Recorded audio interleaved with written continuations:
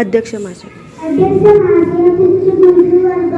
जमले पावलंदरी व मनसाली बंधू भगिनींनो, मी आज आपणास 26 जानेवारी या प्रजासत्ताक दिनाबद्दल जे काय दिवसाचे सांगतो ते तुम्ही शांतपणे ऐका अशी मी आपणास विनंती करतो.